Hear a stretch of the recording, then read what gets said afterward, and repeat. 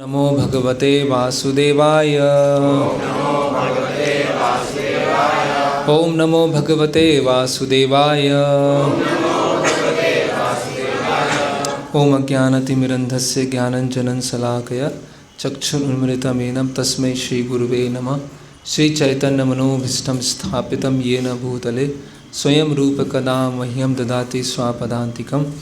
वन्देऽहं श्रीगुरो श्रीयुतपदकमलं श्रीगुरून् वैष्णवांश्च। श्रीरूपं साग्रजातं सहगण रघुनाथान्वितं सजीवं साद्वैतं सावधूतं परिजनसहितं कृष्णचैतन्यदेवं श्रीराधाकृष्णपादान् सहगण ललिता श्रीविशाखान्वितांश्च। नमः ओं विष्णुपादाय कृष्णपृष्ठाय भूतले श्रीमते भक्तिविकास स्वामिति नाम्ने। नमः ओं विष्णुपादाय कृष्णपृष्ठाय भूतले श्रीमते भक्तिवेदांत स्वामीति नाम्ने। नमस्ते सारस्वते देवे गौरवाणी प्रचारणे निर्विशेष शून्यवादी पाश्चात्य देशे तारणे। जय श्री कृष्ण चैतन्य प्रभु नित्यानंद श्री अद्वैत गदाधर शिवासादि गौर भक्तवृंद।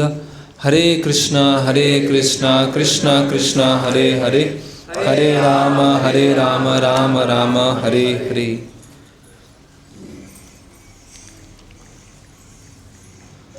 हरे कृष्णा। तो हम सोमनाथ धाम में आए हैं और इसी धाम के पास में प्रभास क्षेत्र भी है, जो अभी हम वहाँ पर दर्शन करने जाने वाले हैं। तो यहाँ पर भगवान श्री कृष्ण की एक बहुत महत्वपूर्ण लीला हुई है। यहाँ पर इसको बोलते हैं मौसल लीला। मौसल लीला मतलब यदुवंश आपस में झगड़ कर एक दूसरे को उन्होंने मार दिया और यहाँ से वो अप्रकट हो गए। और भगवान कृष्ण भी यहाँ पर आए और एक जरा नाम के शिकारी ने उनको तीर चलाया और उसकी वजह से ऐसा सामान्य भाषा में बोला जाता है कि भगवान फिर यहाँ से वापस चले गए। तो ये जो मौसल लीला है, यदुवंश का विनाश, कैसे यदुवंश आपस में लड़के है ना, एक दूसरे को मार के पूरा यदुवंश खत्म हो गया, उसके बारे में हम चर्चा करेंगे।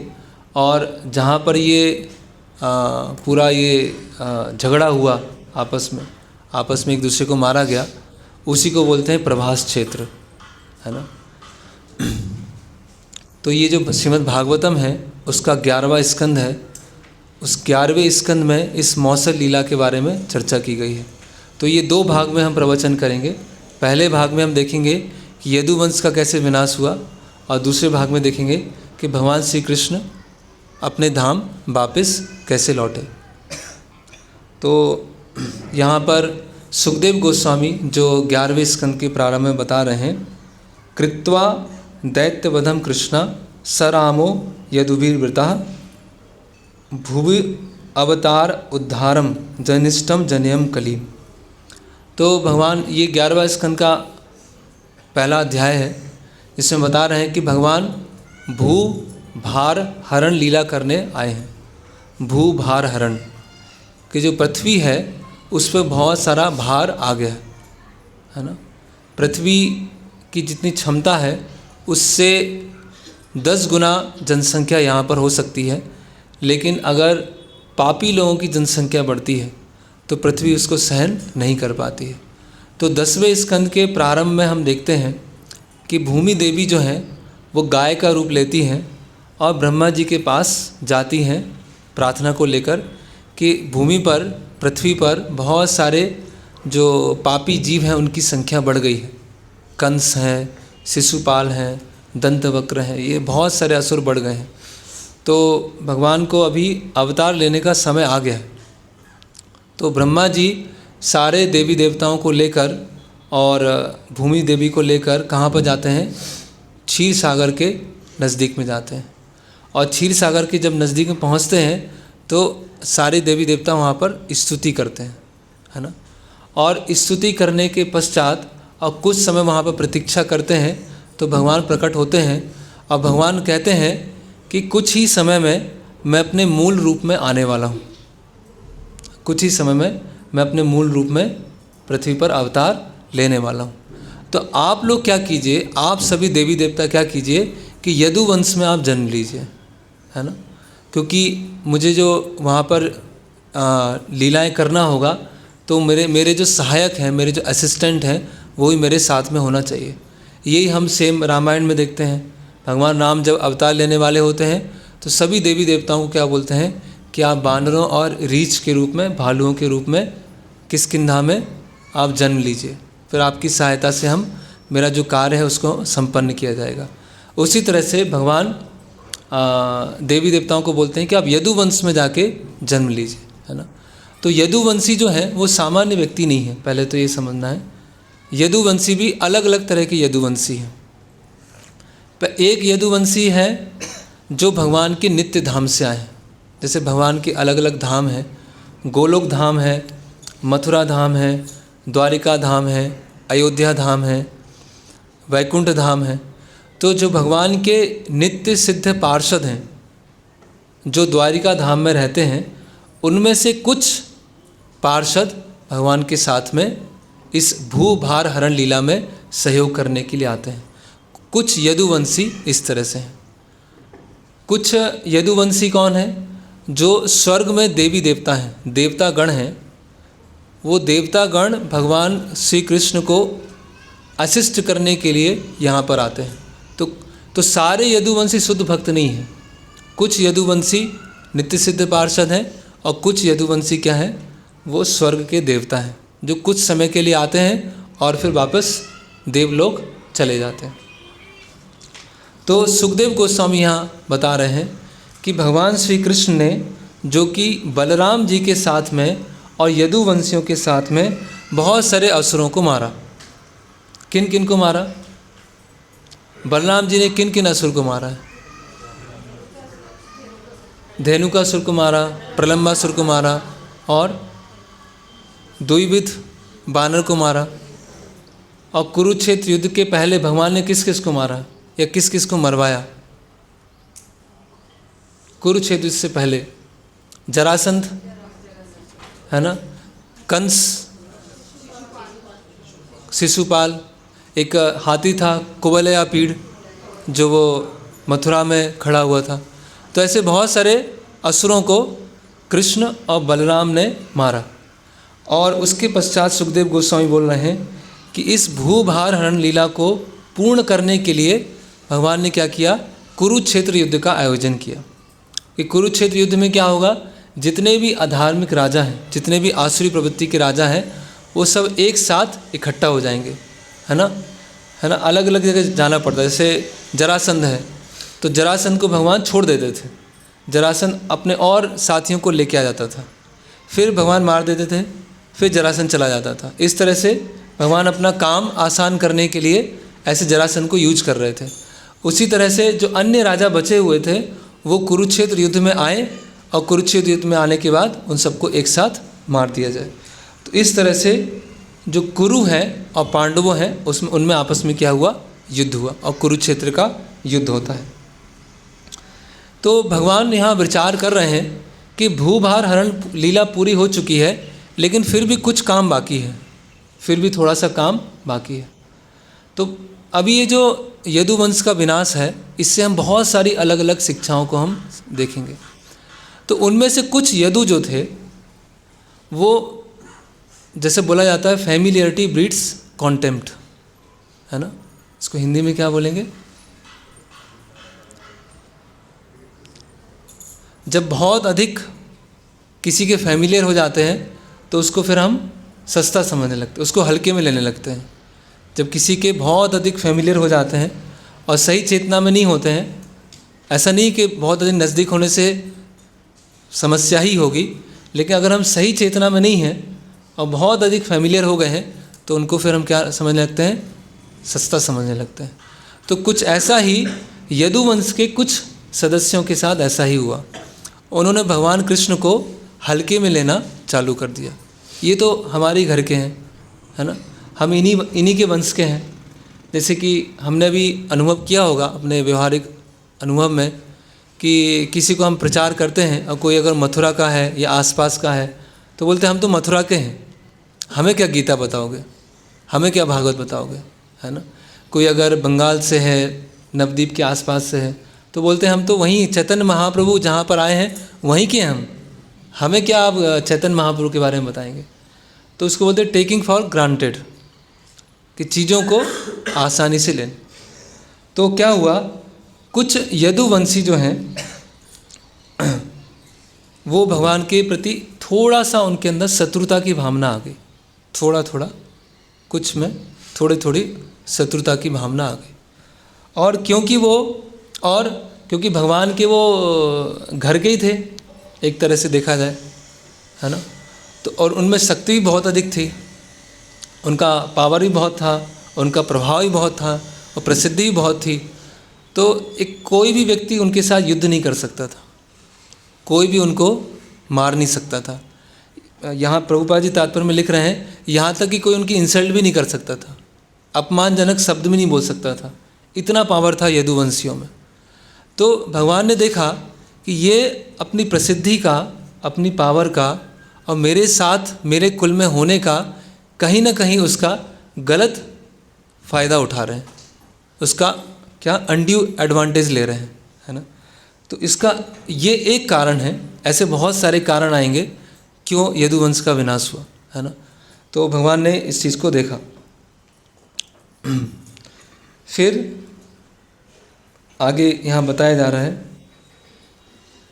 कि पांडु के जो पुत्र हैं, जो कुरुक्षेत्र युद्ध के बारे में थोड़ा सा सुखदेव गोस्वामी बता रहे हैं कि जो पांडु के, हालांकि भगवान यहाँ पर आए थे भूभार हरण लीला करने के लिए, तो उन्होंने पांडवों को क्या किया, निमित्त बनाया। तो पांडव जो हैं वो भगवान के भक्त हैं, और जो कुरु हैं, कुरु में खासकर दुर्योधन है, दुशासन है, इन्होंने बहुत एक के बाद अपराध किए। कुंती महारानी भी एक प्रार्थना में बोलती है ना, कौन सा श्लोक है, यथा ऋषिकेश खलेन देव की कंसेन रुद्धानि चिरम सुचार पिता विमोचिताहम तो ये नाथेन मुहुर विपद। हाँ, विषाद महाग्ने पुरुषाद दर्शनात् असत सभाया वनवास कृच्छता मृदे मृदे नेक महारथास्त्रो द्रोणम, क्या है वो, द्रोणम शस्त्र अभे हरे भी रक्षिता। कि अलग अलग तरह की क्या है, कष्ट आए। कभी विष देने का प्रयास किया गया, कभी घर को जलाने का प्रयास किया गया, है ना, कभी पूरी संपत्ति को लूट लिया, कभी उनकी जो पत्नी है द्रौपदी, उनको अपमानित करने का प्रयास किया गया। और बड़े बड़े जो योद्धा थे वो पांडव उनके सामने बहुत, जैसे कि वेल मछली होती है, वेल मछली के सामने एक छोटी सी मछली होती है, उसी तरह से जो कौरवों की सेना थी वो कैसी थी, एक वेल मछली की तरह थी, और पांडव उनके सामने बिल्कुल कुछ तुच्छ थे। तो हर समय भगवान ने पांडवों की रक्षा की। तो भगवान श्री कृष्ण ने पांडवों को निमित्त बनाया, किसके लिए, कौरवों को मारने के लिए। तो अब और इसमें क्या होता है, कुरुक्षेत्र युद्ध में जो भी मारे जाते हैं उनको उच्च गति प्राप्त होती है। जैसे यहाँ बताया जा रहा है, हता गता स्वरूपम, जो भी मारे गए उनको अपना स्वरूप प्राप्त हुआ, है ना। अगर वो भगवान को भगवान की तरह देख पाए तो उनको मुक्ति प्राप्त हुई। अगर भगवान को केवल एक महान पुरुष की तरह देख पाए तो उनको पापों से मुक्ति प्राप्त हुई। ऊर्ध्व गति हुई, सभी की ऊर्ध्व गति हुई।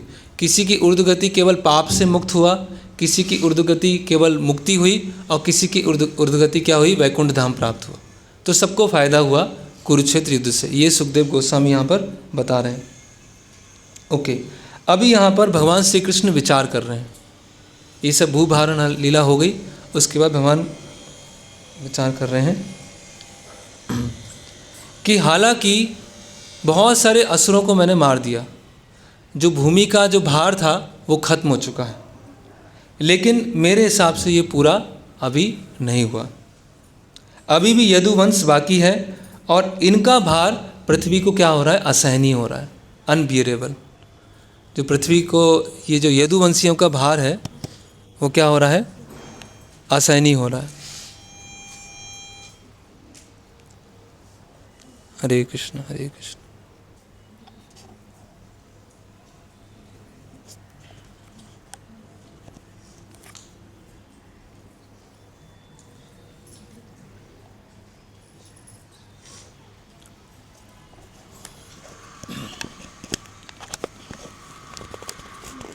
हरे कृष्णा कृष्णा कृष्णा हरे हरे, हरे राम राम राम हरे हरे, हरे कृष्णा कृष्णा कृष्णा हरे हरे, हरे राम राम राम हरे हरे, हरे कृष्णा कृष्णा कृष्णा हरे हरे, हरे राम राम राम हरे हरे, हरे कृष्णा कृष्णा कृष्णा हरे हरे, हरे राम राम राम हरे हरे, हरे कृष्णा कृष्णा कृष्णा हरे हरे, हरे राम राम राम हरे हरे, हरे कृष्णा कृष्णा कृष्णा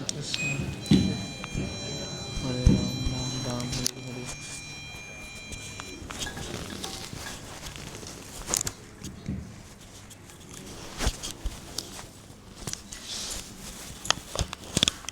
ठीक है सर।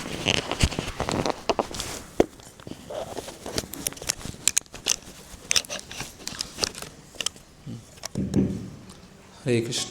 तो भगवान विचार कर रहे हैं, सारा भार जा चुका है लेकिन फिर भी कुछ बाकी है, और यदुवंशियों का भार पृथ्वी को सहन नहीं हो रहा, ऐसा भगवान विचार कर रहा है। तो अभी वो भार क्या है, यदुवंशियों का भार क्या है, वो थोड़ा देखते हैं। तो जैसे मैंने बताया कि क्योंकि वो भगवान के वंश के थे, इसीलिए कुछ के अंदर भगवान के प्रति शत्रुता आ गई, है ना। कुछ लोग भगवान को थोड़ा सा हल्के में लेने लगे, और कुछ लोग भगवान की इच्छा को समझते हुए भी नज़रअंदाज करना चालू कर दिया, है ना। तो यहाँ पर तात्पर्य में बताया जा रहा है कि कुछ लोग, कुछ यदुवंशी भगवान की इच्छा के अनुसार कार्य नहीं कर रहे थे, अपने मन के अनुसार कार्य कर रहे थे, तो आगे चलकर भविष्य में एक गलत उदाहरण प्रस्तुत ना हो कि लोग कहने लगे देखो भगवान के वंश के लोग इस तरह से कार्य करते हैं, इसी तरह से हम लोग भी कर सकते हैं, है ना। तो भगवान ने इस मनमानी, जो यदुवंश के लोग जो मनमानी कर रहे थे, है ना, जो विम्सिकल बिहेवियर कर रहे थे, वो एक एग्जाम्पल की तरह सेट ना हो, इसीलिए भगवान ने क्या कहा कि ये मनमानी चलेगी नहीं। मतलब अगर भगवान के वंश के भी हैं और भगवान की इच्छा के अनुसार कार्य नहीं कर रहे हैं, तो भी भगवान उसको सहन नहीं करेंगे, फिर भगवान उसको क्षमा नहीं करेंगे। और उनके अंदर क्या आ गया, एक अहंकार की भावना आ गई, यदुवंशियों में एक अहंकार की भावना आ गई। यहाँ पर अभी जो भार है ये एक साइड हुआ, है ना, ये एक नेगेटिव साइड हुई। अब पॉजिटिव साइड क्या है, तो नेगेटिव साइड क्या क्या हुई, पहला क्या है, क्या हुआ यदुवंशी के साथ,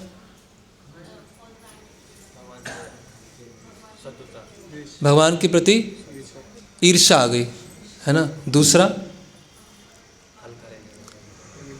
है ना, उनको फैमिलियरिटी आ गई, मतलब बहुत ज़्यादा फैमिलियरिटी आ गई, जिससे भगवान को क्या लेने लगे, हल्के में लेने लगे। तीसरा, हाँ,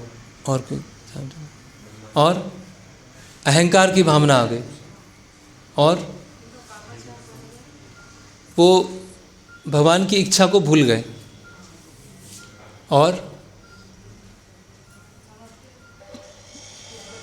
मनमानी करना उन्होंने चालू कर दिया। ठीक है, तो ये 4 से 5 चीज़ें हैं जो यदुवंशी ने करना प्रारंभ किया, इसीलिए भगवान ने उसको सहन नहीं किया। इसीलिए भगवान क्या बोल रहे हैं कि ये भार पृथ्वी सहन नहीं कर पा रही, ये नेगेटिव साइड हुआ। अभी हम पॉजिटिव साइड में जाते हैं कि कैसे यदुवंशियों का भार है। तो श्रील प्रभुपाद जी समझाते हैं कि 2 तरह के भार होते हैं, burden of beast and burden of love, है ना। बर्डन ऑफ बीस्ट, बीस्ट मतलब पशु है, एक पशुवत भार होता है, और एक बर्डन ऑफ लव, और एक प्रेम बस भार होता है ना।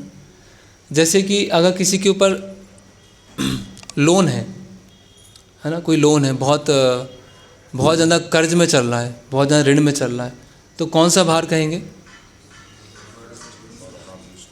चिंता वाला भार है ना, चिंता ही रहेगी ना हमेशा। और किसी के ऊपर उसका छोटा बच्चा है, बहुत अच्छा है, सुंदर है, उसका भार है, उसे क्या बोलेंगे,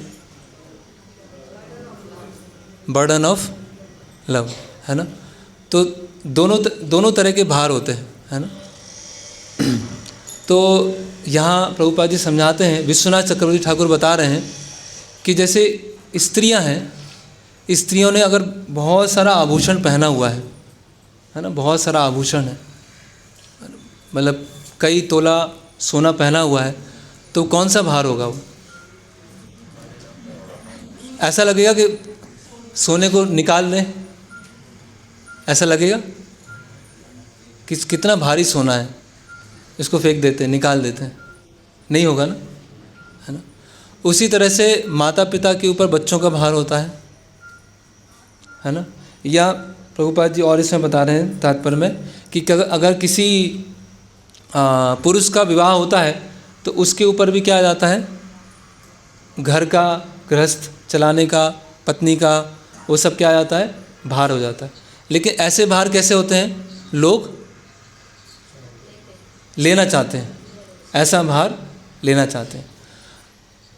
तो ये क्या है, प्रेम बस भार है।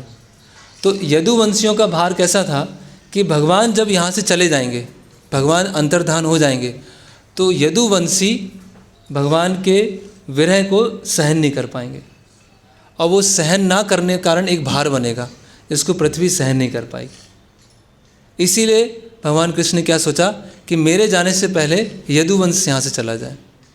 अगर मैं यहाँ से गया और यदुवंश नहीं गए, और यदुवंश इतने मेरे प्रेम की बस इतने ज़्यादा मतलब ऐसे मैड हो जाएंगे, पागल हो जाएंगे, उस प्रेम बस जो भार बनेगा उसको पृथ्वी सहन नहीं कर पाएगी।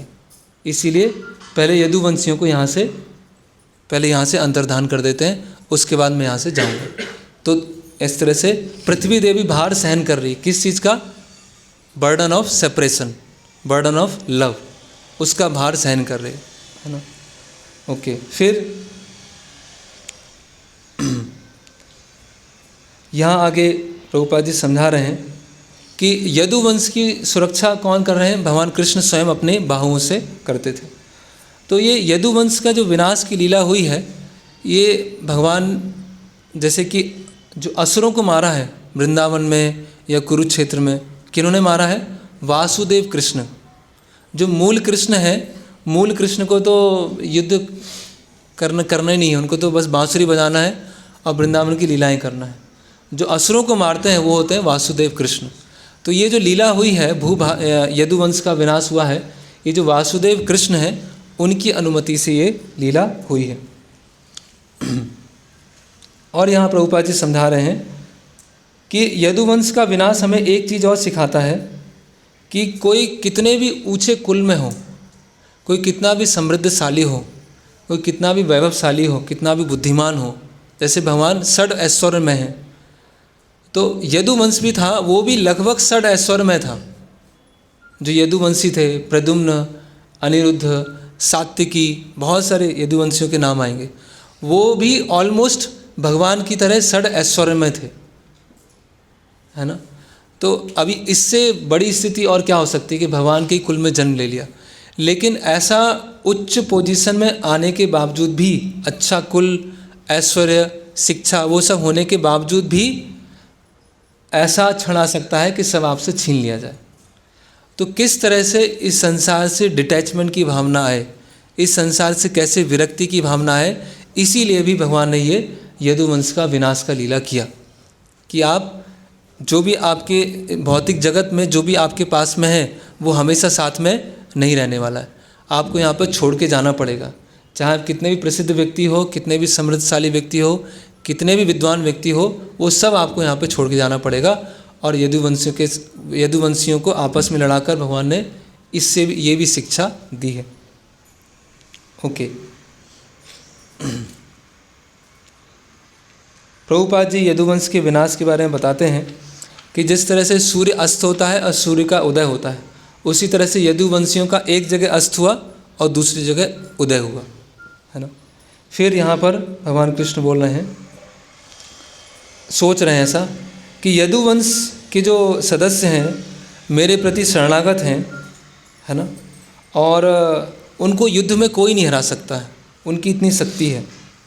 लेकिन अगर मैं आपस में कुछ ऐसा कुछ कर दूं कि आपस में ये लड़ जाएं, जिस तरह से एक जंगल में जब बाँस होते हैं, बाँस आपस में टकराते हैं और बाँस के आपस में टकराने से अग्नि प्रज्वलित होती है और वो अग्नि क्या करती है, पूरे जंगल को नष्ट कर देती है। तो इसी तरह से अगर यदुवंश को मैं आपस में लड़ा दूं तो क्या हो जाएगा, क्योंकि बाहर का व्यक्ति कोई नहीं मार सकता इनको, और भगवान कृष्ण भी नहीं मारेंगे उनको। क्यों नहीं मारेंगे? दोनों चीज़ हैं, एक तो बाहर का भी कोई नहीं मार सकता है और भगवान कृष्ण भी उनका वध नहीं करेंगे। तो बाहर का क्यों नहीं मार सकता, वो तो क्लियर है, क्योंकि वो भगवान के समान ही पावरफुल है, भगवान के समान ही शक्तिशाली है, इसलिए बाहर का कोई उनको मार नहीं पाएगा। और भगवान ने क्यों नहीं मारा उनको? तो ऐसा कोई उनका कोई बड़ा अपराध कुछ है नहीं, छोटी मोटी गलती है, तो उसके लिए भगवान किसी को मारेंगे नहीं, वो तो करेक्ट करेंगे, है ना। तो एक ही तरीका बचा, किसी से मरवा भी नहीं सकते हैं और खुद मार भी नहीं सकते, इसीलिए आपस में ही झगड़ा करा दो। ये भगवान ने योजना बनाई। तो यहाँ पर भक्ति सिद्धांत सरस्वती ठाकुर बता रहे हैं कि एक कारण और था यदुवंश के विनाश का। क्या कारण था? कि अगर यदुवंश बचा रहता और आगे चलता रहता तो हो सकता कुछ यदु अपने आप को कृष्ण घोषित कर देते हैं कि मैं भी कृष्ण ही हूँ। कृष्ण चले गए हैं, लेकिन कृष्ण की जो शक्ति है, जो कृष्ण में शक्ति थी, वो मेरे में है। तो आगे चल के लोग मायावाद के रास्ते पर ना चलें, लोग एक साधारण व्यक्ति को, एक साधारण शक्तिशाली व्यक्ति को भगवान ना समझने लगे, इसीलिए यदुवंश का जाना अनिवार्य था, है ना। तो हम देख सकते हैं कि आचार्यगण कैसे अलग अलग परिप्रेक्ष्य से समझा रहे हैं कि लोग मायावाद के रास्ते को ना अपनाने लगे। वो ऐसा होता भी है ना। जैसे कई संप्रदाय हैं या कई ऐसे आश्रम होते हैं जहाँ पर अगर पिता हैं वो मठाधीश हैं तो पुत्र मठाधीश बन जाता है, फिर उनका पुत्र मठाधीश बन जाता है, उनका पुत्र मठाधीश बन जाता है। अभी वो योग्यता है कि नहीं है उससे मतलब नहीं है, उसको बोलते हैं सेमिनल डिसेंडेंट, शुक्र परंपरा, है ना। कि एक पिता फिर पुत्र पुत्र पुत्र पुत्र, ये गुरु परंपरा चलती रहती है, लेकिन वास्तव में ये गुरु परंपरा नहीं है ना। तो उसी तरह से आगे चल के यादव लोग भी ऐसा ना कहने लगे कि हम भी कृष्ण ही हैं और हमारी भी कृष्ण की तरह पूजा करो। ऐसा होता भी है ना कि जैसे हम देखते हैं कोई अगर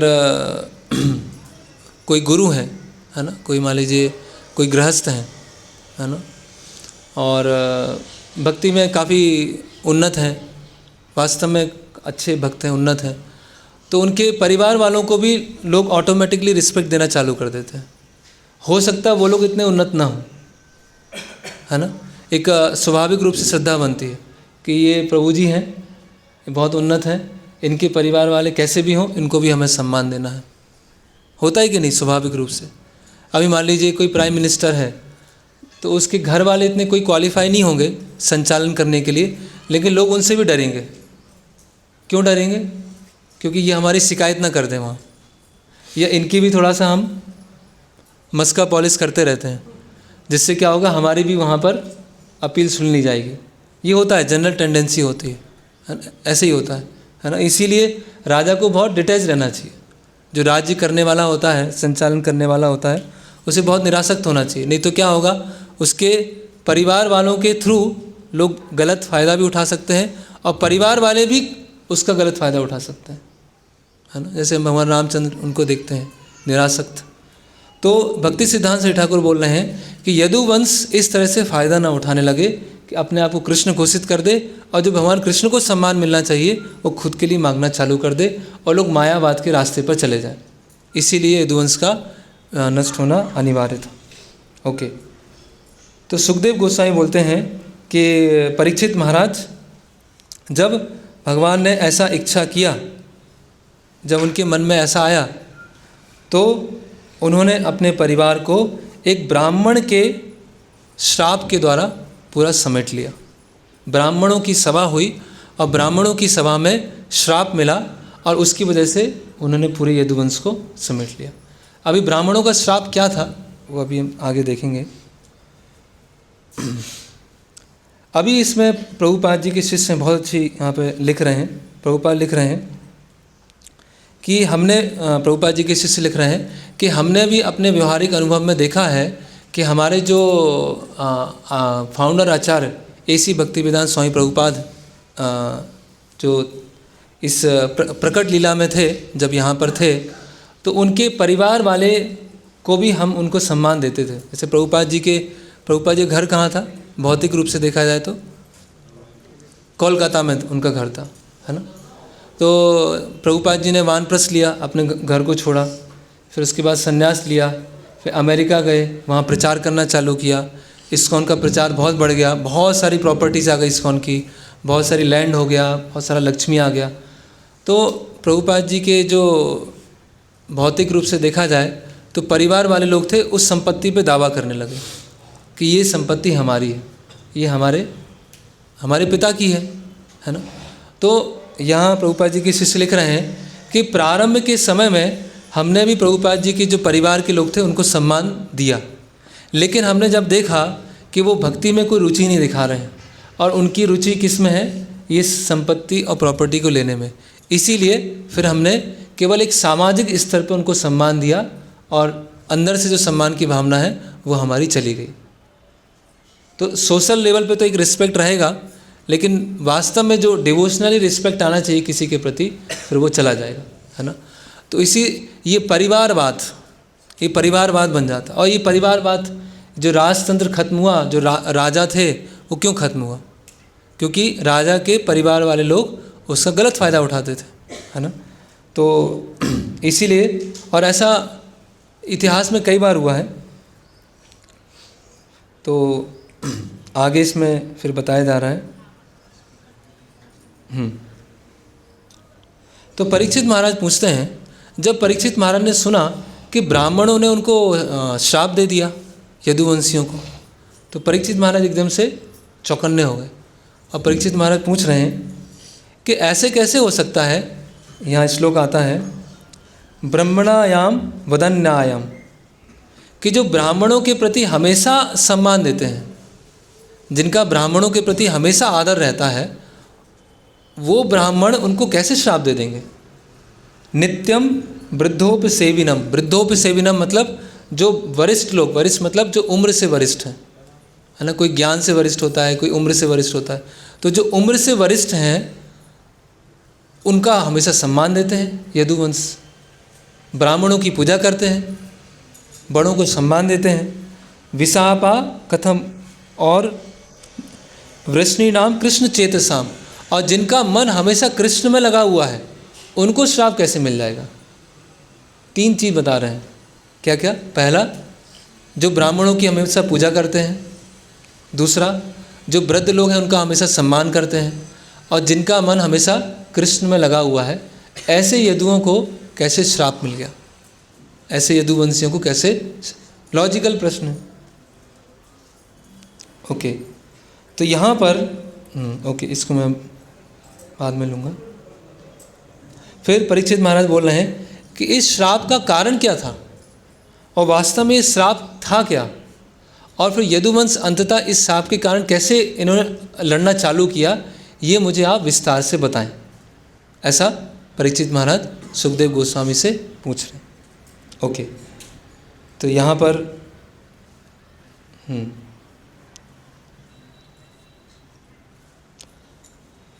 तो एक बार क्या हुआ कि द्वारिका में एक बहुत बड़ा यज्ञ चल रहा था। किस महल में चल रहा था? वसुदेव जी के महल में ये यज्ञ चल रहा था। वसुदेव जी कौन है? भगवान कृष्ण के पिता। पर्टिकुलर उस महल में यज्ञ चल रहा था। वहाँ कौन कौन आए थे? विश्वामित्र, असित, कण्व, दुर्वासा, भृगु, अंगिरा, कश्यप, वामदेव, अत्रि, वशिष्ठ और नारद मुनि, ये सब वहाँ पर आए थे और एक यज्ञ कर रहे थे। यज्ञ करने के पश्चात उन्होंने भगवान श्री कृष्ण को प्रणाम किया, यज्ञ की आहुति दी, और सारे जो ऋषिगण थे वो एक जगह जाते हैं जिसका नाम था पिंडराक, है ना। पिंडराक, वहाँ उस जगह पर सब पहुँच जाते हैं। वहाँ पहुँचने के पश्चात क्या होता है कि जाम्बवती जो भगवान की एक रानी है, उनका बालक जिसका नाम है सांबा, है ना। तो सांबा क्या करते हैं, अपने उदर के ऊपर कुछ ऐसे रख लेते हैं, कपड़ा रख लेते हैं और उसको ढक देते हैं। और ऋषि मुनि वहाँ पर जो खड़े हुए थे, वो जो आए थे, उनके पास जाके प्रणाम करते हैं। और उनमें से दूसरे जो यदु थे, ये सब बालक थे, दूसरे यदु बोलते हैं कि ये जो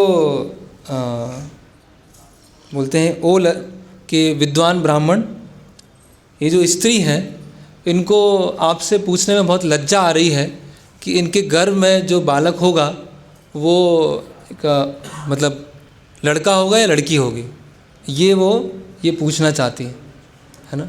तो इस तरह से उन्होंने यदु बालकों ने सारे मुनियों का उपहास करने के लिए, मजाक उड़ाने के लिए इस तरह से प्रश्न पूछा, है ना। क्योंकि आप सब महान ऋषि हैं जिनकी दृष्टि बहुत दूर की है, इसीलिए आप कृपा करके बताएं कि ये जो बालक है वो लड़का होगा या लड़की होगी। इस तरह से उन्होंने पूछा। तो यहाँ पर प्रभुपाद जी बता रहे हैं कि अगर हम ब्राह्मण, वास्तव में जो ब्राह्मण हैं या वैष्णव हैं, उनके साथ उनको हम एक गलत भावना से उपहास करते हैं या उनके प्रति अपराध करते हैं, तो हम भगवान के ही वंश क्यों ना हो, फिर भी भगवान उसको क्षमा नहीं करते हैं। इसीलिए यहाँ पर एक और इसमें पाठ आ रहा है इस लीला से, वैष्णव अपराध का। तो जो हालांकि कोई ये सब भगवान की योग माया शक्ति के अंतर्गत चल रहा है, तो यदुओं ने जो ब्राह्मणों, वहाँ पर नारद मुनि भी हैं, विश्वामित्र मुनि, वशिष्ठ मुनि, सारे जो बड़े बड़े मुनि हैं, भक्त हैं, वो सब वहाँ उपस्थित हैं और वो मजाक कर रहे हैं उनके साथ। तो इसी तरह से हम समझ सकते हैं कि हम कितनी भी उच्च स्थिति पर हों, लेकिन अगर हमसे वैष्णव अपराध हुआ है तो भगवान उसको क्षमा नहीं करेंगे, है ना। इसीलिए हमें बहुत सावधान रहने की आवश्यकता है। फिर यहाँ पर जो ऋषिगण थे वो गुस्से में आ जाते हैं, क्रोध में आ जाते हैं, बोलते हैं कि मूर्ख बालकों, इसके गर्भ से जो जन्म लेगा वो क्या होगा, एक लोहे का मूसल, है ना, लोहे का मूसल होगा जो पूरे यदुवंश के विनाश का कारण बनेगा। इस तरह से वो श्राप दे देते हैं, है ना। अभी कुछ लोग बोलते हैं, अभी तो एक श्राप लग गया, ब्राह्मणों का श्राप लग गया यहाँ पर, कि गर्भ से क्या उत्पन्न होगा, एक मूसल उत्पन्न होगा लोहे का, है ना, और वो यदुवंश के विनाश का कारण बनेगा। हम देखते हैं महाभारत युद्ध के अंत में गांधारी भी श्राप देती है ना। गांधारी भगवान कृष्ण को श्राप देती हैं कि तुमने जैसे ये कुरुवंश में कौरव भी आते हैं और पांडव भी आते हैं, हम लोगों को आपस में लड़ा के पूरा वंश का विनाश कर दिया है, उसी तरह से यादव भी इसी तरह से मरेंगे, यादव भी क्या आपस में लड़के मर जाएंगे। तो क्या गांधारी के श्राप से यदुवंश का विनाश हुआ या ब्राह्मणों के श्राप से हुआ? ये सब बाहरी कारण है। गांधारी को जो श्राप देने की शक्ति आई वो कहाँ से आई? वो भी तो उसके सोर्स कृष्ण ही है ना। यह ब्राह्मणों में जो ब्राह्मण का तेज है, या ब्राह्मणों में जो तपस्या का बल है, वो कहाँ से आया? वो भी तो कृष्ण से आया ना। तो भगवान तो ब्राह्मणों का तेज भी खत्म कर सकते थे, श्राप को भी खत्म कर सकते थे, गांधारी के श्राप को भी खत्म कर सकते थे। गांधारी के श्राप से और ब्राह्मणों के श्राप से यदुवंश का विनाश नहीं हुआ। ये एक एक्सटर्नल कारण है, ये बाहरी कारण है। और इसको सोच के लोग क्या समझने लगते हैं कि भगवान भी एक साधारण व्यक्ति है, या यादव वंश भी क्या था, एक साधारण वंश था, और जो गांधारी के श्राप से जिनकी मृत्यु हो गई, ये गलत है। फिर हम आगे देखते हैं कि जब बच्चों को पता चलता है कि वो इतनी बड़ी गलती हो गई, हमने तो ब्राह्मणों का और वैष्णवों का मजाक उड़ा दिया, ऐसे अपराध कर दिया, तो क्या करते हैं, सांबा जो होते हैं अपने वस्त्र को ऊपर करते हैं और देखते हैं उसमें एक लोहे का मूसल बाहर आता है, और लोहे का मूसल लेकर वो तुरंत राजा उग्रसेन के पास, उग्रसेन की सभा थी, वहाँ पहुँच जाते हैं कि हमसे इतनी बड़ी गलती हो गई, हमने उनका मजाक उड़ाया और उन्होंने श्राप दे दिया है कि यदुवंश का विनाश हो जाएगा। तो राजा उग्रसेन भी क्या हो जाते हैं, डर जाते हैं कि आपने ब्राह्मण, क्योंकि अब ब्राह्मणों का जो श्राप है वो तो लगेगा ही। तो अभी उग्रसेन राजा क्या करते हैं, जल्दीबाजी में भगवान कृष्ण से सलाह नहीं लेते हैं और क्या करते हैं कि ये जो मूसल है जो निकला है उसका पाउडर बना दो, है ना, उसको ऐसे पूरा कूट दो, उसको पाउडर बना दो और पाउडर बना के क्या करो, उसको प्रभास क्षेत्र के पास में जाके फेंक दो उसको, वहाँ पाउडर को। इससे मूसल बचेगा ही नहीं, मूसल बचेगा नहीं तो लड़ाई नहीं होगी, यदुवंश का विनाश नहीं होगा। तो यहाँ पर फिर आगे ओके, तो क्या हुआ, ये जो पाउडर बना था, जो पूरा पाउडर हो गया था, पाउडर क्या हुआ, ये जो पूरा समुद्र में गिरा था तो समुद्र की लहर से बहते बहते बहते बहते किनारे पे पहुंच गया। और किनारे पर जब पहुंच गया तो फिर जैसे बीज पड़ जाता है ना, वैसे पाउडर वहाँ आ गया। अब पाउडर से क्या बने, बड़े बड़े बांस जैसे बेत बनना चालू हो गए। बांस होता है ना जी, सरकंडे, हाँ। तो बांस, कौन से बांस थे वो, लोहे के बांस थे वो। तो लोहे के बांस ऐसे पूरे प्रभास क्षेत्र में फैल गए वहाँ पर, है ना। और एक छोटा सा टुकड़ा था जिसका पाउडर नहीं बना था, उसको अभी बालकों ने सोचा कि ये छोटा सा टुकड़ा क्या करेगा, तो उन्होंने वैसे ही समुद्र में फेंक दिया। तो उस टुकड़े को एक मछली ने खा लिया, एक मछली ने उस टुकड़े को खा लिया। तो वहाँ पर प्रभास क्षेत्र में एक शिकारी घूम रहा था जिसका नाम था जरा। जरा ने क्या किया, अपना जाल फेंका और उस मछली को पकड़ लिया, और मछली को पकड़ा और मछली को काटा, और काटने के बाद क्या निकला, उसमें लोहे का वो भाग निकला। तो जरा ने क्या किया, अपने तीर को पैना बनाने के लिए, उसको तीर को अच्छा बनाने के लिए तीर के सबसे शुरू में वो लोहे का टुकड़ा लगा दिया और उस बाण को क्या कर दिया, पैना कर दिया, है ना। तो इस मूसल से क्या हुआ कि जितने भी बेत थे प्रभास क्षेत्र में वो उगाए, और जरा के बाण में वो लोहा पैना करने के लिए वहाँ पर लग गया। तो भगवान श्री कृष्ण ये सब चीज़ें देख रहे थे कि चल क्या रहा है अभी यहाँ पर, है ना। लेकिन भगवान हर किसी की अनुमति देते जा रहे थे कि अभी, है ना, समय बहुत बलवान है, अभी समय निकलने दो, अभी आगे जो होने वाला है वो हम देखेंगे साथ। तो यहाँ पर ये प्रथम अध्याय पूरा होता है। इसमें अभी नेक्स्ट, अभी ये 30वां अध्याय है जिसमें और विस्तार से बताया गया अब क्या होता है। तो जब ये प्रभास क्षेत्र में बेत लगना चालू हो गए, जरा नाम के शिकारी ने बाण तैयार कर लिया, उस समय भगवान श्री कृष्ण उद्धव को बताना चालू करते हैं, है ना। उद्धव जी को गीता बताना चालू करते हैं, जिसको बोलते हैं उद्धव गीता, है ना। 11वां स्कंद क्या है, उद्धव गीता।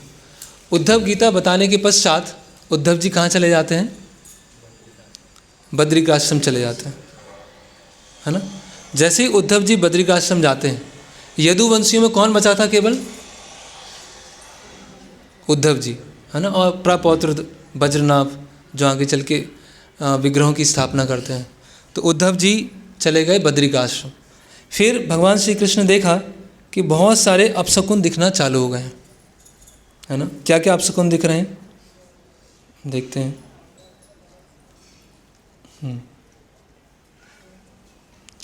कि आकाश में ऊपर बहुत सारी बिजली कड़क रही है ना। पृथ्वी में क्या हो रहा है, भूकंप आ रहा है, और जहाँ पर जलाशय हैं, जहाँ पे जीव जंतु हैं, वो सब क्या है, जल में नहीं रहने के कारण तड़प रहे हैं। तो ऊपर में, पृथ्वी पर और नीचे तीनों जगह ऐसे साइन दिख रहे हैं जैसे प्रलय आने वाला है ना, जैसे पृथ्वी सबको अंदर खा जाएगी।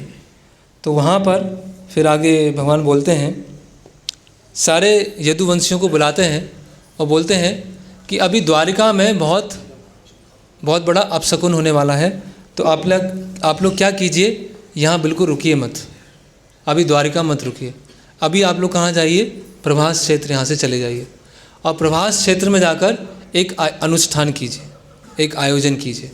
उस आयोजन में क्या कीजिए आप, वहाँ पर आप देवी देवताओं की पूजा कीजिए, है ना, ब्राह्मणों को दान दीजिए, गाय दीजिए, है ना, और जो देवी देवताओं की जो मूर्तियां हैं, विग्रह हैं, उस पर चंदन का लेप लगाइए और अलग अलग तरह के उपहार दीजिए। ऐसा आप जैसे आप प्रभास क्षेत्र में जाके ये करेंगे तो जितने भी द्वारिका में जो अपशकुन हो रहे हैं सब खत्म हो जाएंगे। ऐसा भगवान यदुवंशियों को वहाँ बोलते हैं। और पूजा करने के पश्चात गाय, जमीन, सोना, कपड़े, हाथी, घोड़े, रथ सब उनको आप देना चालू कीजिए। ओके, तो यदुवंशी बोलते हैं कि ठीक है हम जाते हैं, और वो द्वारिका से निकल जाते हैं। उसमें वो भगवान क्या करते हैं कि जो स्त्रियां होती हैं, बच्चे होते हैं, उनको वो दूसरे डायरेक्शन में भेज देते हैं, उनको यहाँ पर प्रभास क्षेत्र में नहीं भेजते हैं। जो यदु थे, है ना, केवल उनको ही यहाँ पर भेजा जाता है। और हम देखते भी हैं जब भगवान जो युधिष्ठिर महाराज हैं अर्जुन को भेजते हैं द्वारिका कि जब देख के आओ द्वारिका में क्या हुआ, है ना। तो अर्जुन जब यहाँ पर आते हैं तो देखते हैं कि भगवान कृष्ण का क्या हो गया है, अंतर्धान हो गया है। और द्वारिका की रानियों को कौन ले जाते हैं? हाँ, अर्जुन ले जाते हैं, है ना। और बीच में कुछ ग्वाले आते हैं और ग्वाले क्या करते हैं, उन रानियों का अपहरण कर लेते हैं। वास्तव में ग्वाले कौन थे? वो श्री कृष्ण ही थे, वो अलग अलग विस्तार के रूप में आए थे।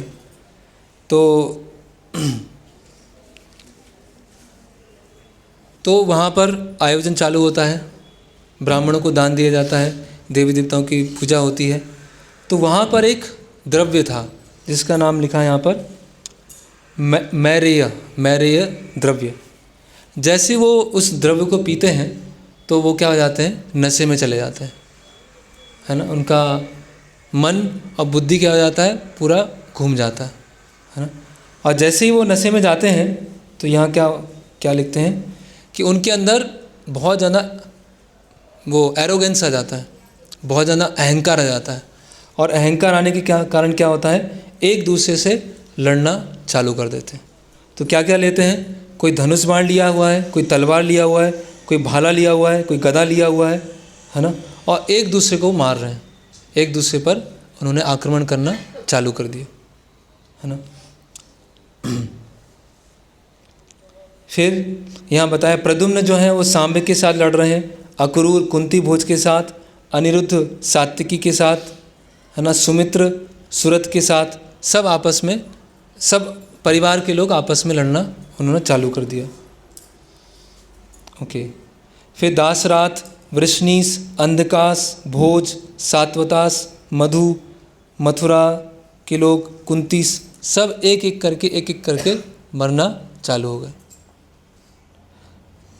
यहाँ लिख रहे हैं जो पुत्र हैं अपने पिता के साथ लड़ रहे हैं, भतीजे हैं अपने मामा चाचा के साथ लड़ रहे हैं, जो पोते हैं अपने दादा के साथ लड़ रहे हैं, मित्र मित्र के साथ लड़ रहे हैं, शुभ चिंतक के साथ लड़ रहे हैं, है ना। और एक संबंधी दूसरे संबंधी के साथ लड़ रहे हैं। और इस तरह से उन्होंने सब लोगों को मार दिया।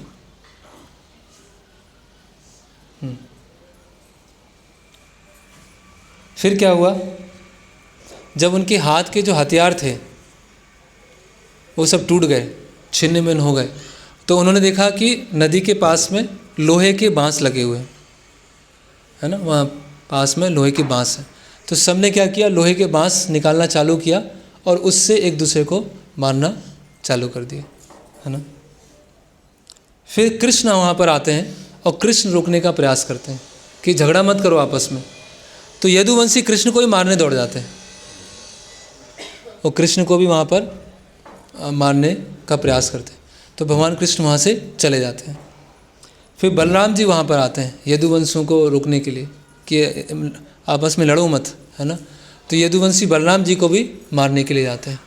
तो जब बलराम जी देखते हैं कि अब इनको अब समझाने का कोई फ़ायदा नहीं है, अब कुछ नहीं होगा, एक दूसरे को मार काट के मर जाएंगे, है ना। तो इस तरह से ब्राह्मणों के श्राप, गांधारी का श्राप और भगवान की इल्यूजरी पोटेंसी, भ्रामक करने वाली शक्ति से यदुवंशियों ने एक दूसरे को उस तरह से मारा जिस तरह से एक बांस के जंगल में आग लगती। ओके।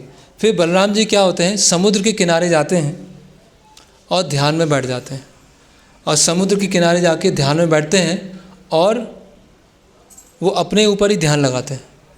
अपने ऊपर ही ध्यान क्यों लगाएंगे? क्योंकि वो स्वयं भगवान है, और अपने ऊपर जैसे ही वो ध्यान लगाते हैं और फिर हम अभी जाएंगे वो स्थान, एक टनल होती है, उसके थ्रू वो कहाँ चले जाते हैं, अनंत शेष गोलोक वृंदावन चले जाते हैं। तो इस तरह से यदुवंश पूरा चला गया और बलराम जी चले गए। अभी कृष्ण कैसे जाएंगे वो हम अगले लेक्चर में हम देखेंगे कि कैसे जरा नाम का जो शिकारी है भगवान कृष्ण पर तीर चलाएगा, है ना। तो इस तरह से ये पूरा यदुवंश के विनाश की ये लीला है ना। तो यहाँ पर हम समाप्त करेंगे। हरे कृष्णा। तो इस किसी का कोई प्रश्न है पहले पूछ सकते हैं। हाँ, जो आतताई बोलते हैं लोग, पांच होते हैं, कोई किसी का घर जला दिया, किसी को कुछ बन दिया, किसी का जमीन हड़प पंजाब में, किसी को ये सब आतताई में पांच प्रकार की। हाँ, तो इनको बंद करने से किसी को पाप नहीं लगता। हाँ, तो क्या आज का दिन में भी लागू? आज के दिन में भी लागू होता है। अब हम बात सकते हैं, पाप नहीं लगेगा। हाँ, प्रश्न है कि जो आतताई होते हैं कि कोई घर में आग लगा रहा है, कोई धन लूट रहा है, अगर उसको मारा जाए तो आज भी हम ऐसा कर सकते हैं। अगर हम ऐसा कर रहे हैं तो हम धर्म के रास्ते पे पूरे पक्के होना चाहिए। अगर हम धर्म के रास्ते पे पक्के हैं तो उठा लें तलवार और चले जाएं, तो कुछ नहीं होगा।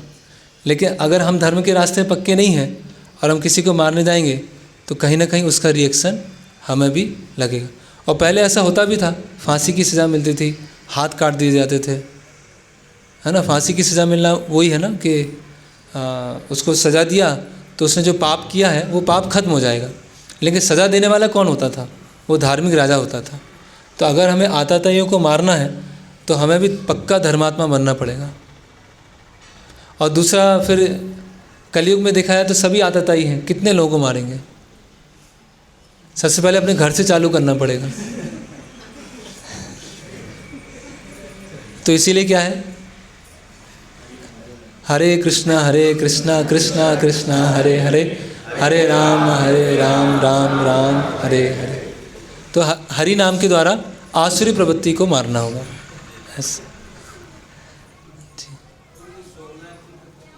हाँ, अभी इस प्रवचन से संबंध प्रभु जी लेंगे सोमनाथ के बाद।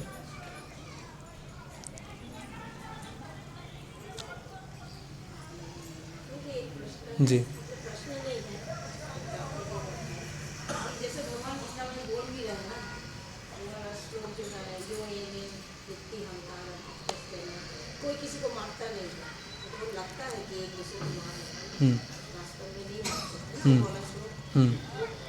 वो आत्मा की नित्यता के बारे में बताया गया कि कोई किसी को मारता नहीं है। एक्चुअली ये जो श्लोक है,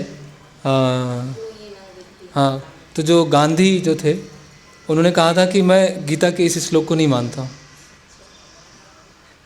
उन्होंने बोला था कि कोई किसी, वो अहिंसा को बढ़ावा देते थे, तो उसमें भगवान बता रहे हैं कोई किसी को नहीं मारता है। एक परिप्रेक्ष्य में बता रहे हैं कि आत्मा हमेशा नित्य रहती, इस तरह से।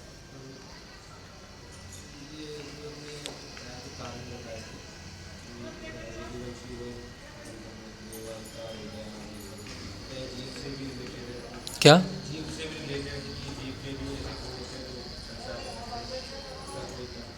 हाँ, वो तो प्रश्न है कि यदुवंशियों को अहंकार आ गया इसीलिए उनको आपस में, हाँ, तो यस, जीव में भी वो बता रहे हैं, यही तो बता रहे हैं कि आप इतनी भगवान के साथ में ही हो, अगर आप में ईर्ष्या आ गया, अहंकार आ गया, तो भगवान फिर पतन हो जाएगा। जी, योगेश्वर मतलब योग और ईश्वर, मास्टर ऑफ मिस्टिक पावर, जो योग सिद्धियों के वो हैं नियंता, सारी योग सिद्धियां उनमें हैं, उसको बोलते हैं योगेश्वर।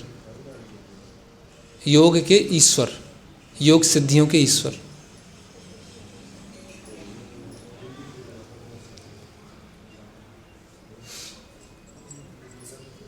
ओके, तो इसको हम क्या क्या, इस मौसल लीला में हमने क्या क्या सीखा, क्या क्या पॉइंट थे, वो एक एक करके बताएं, हाथ ऊपर खड़ा करके। ये क्या क्या हमने सीखा इस लीला से? पास्ट टाइम तो हो गया, स्टोरी तो हो गई, अभी हमें अपने लिए क्या लेना है वो तो भी ज़रूरी है ना। एक नहीं, हैंड रेज कीजिए, मैं बताऊंगा, ऐसे नहीं। ठीक है, अहंकार किया उन्होंने यदुवंशियों ने। जी मतलब हाँ, वैष्णव अपराध करने से बचना चाहिए। जी पीछे।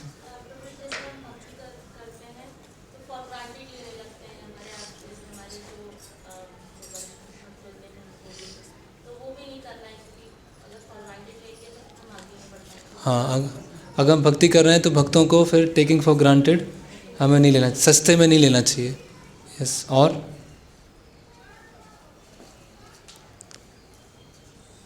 बताइए। यस, हाँ, मनमानी, वो भगवान की इच्छा को क्या हो गए, भूल गए या नज़रअंदाज कर दिए, ठीक है, तो मनमानी नहीं करना है। और और भी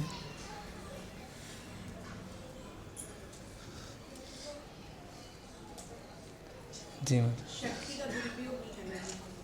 जी, तो हाँ, यस, शक्ति है, ऐश्वर्य है, शिक्षा है, उस पर अगर अहंकार आ जाएगा, अगर उसका हम दुरुपयोग करेंगे और कितने भी भगवान के नज़दीक हों, भगवान उसको क्षमा नहीं करेंगे। यस, और जिन्होंने आंसर नहीं दिया, जी जी, एक एक एक छल नहीं करना चाहिए। हाँ, मतलब ये अनावश्यक मजाक, उपहास करना, अनावश्यक रूप से छल अनावश्यक मजाक हो गया ये, जैसे कोई अर्थ नहीं है ना। हाँ, मतलब इनडायरेक्टली आप इंसल्ट कर रहे हैं सामने वाले की। महान महान ऋषि खड़े हैं और आप ऐसे मजाक के उसमें पूछ रहे हैं, तो वही वैष्णव अपराध वो नहीं होना चाहिए। जी हाँ, यही था।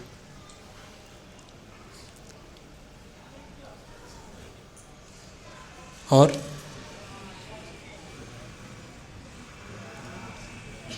बहुत सारी चीज़ें हैं। क्या?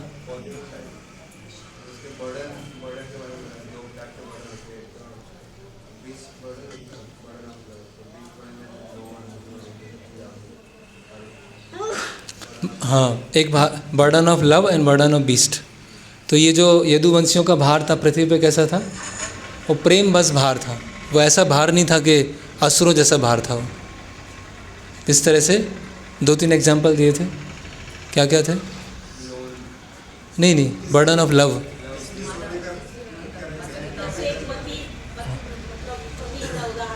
पति का उदाहरण है, उसका भार है।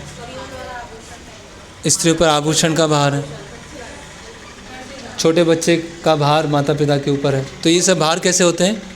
लेना चाहते हैं, है ना। ओके, और ईर्ष्या नहीं करना चाहिए। और बताया था परिवारवाद के बारे में बताया था कि कभी कभी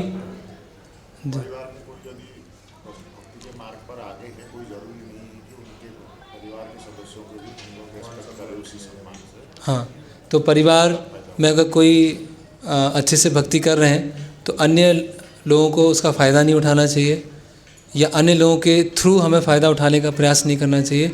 और ज़रूर नहीं, एक सोशल लेवल पर हम रिस्पेक्ट कर सकते हैं, है ना, लेकिन जो भक्ति में जितना उन्नत है उसी अनुपात में फिर रिस्पेक्ट होनी चाहिए। और एक और बचा है, बस उसको हम एंड कर देंगे।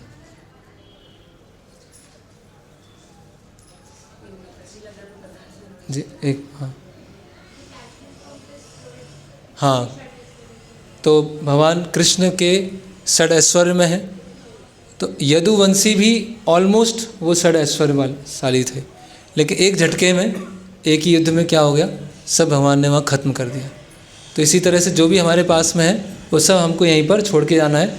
केवल जो भक्ति है वही साथ में जाएगी, बाकी और कुछ यहाँ से जाने नहीं वाले। ओके, हरे कृष्णा।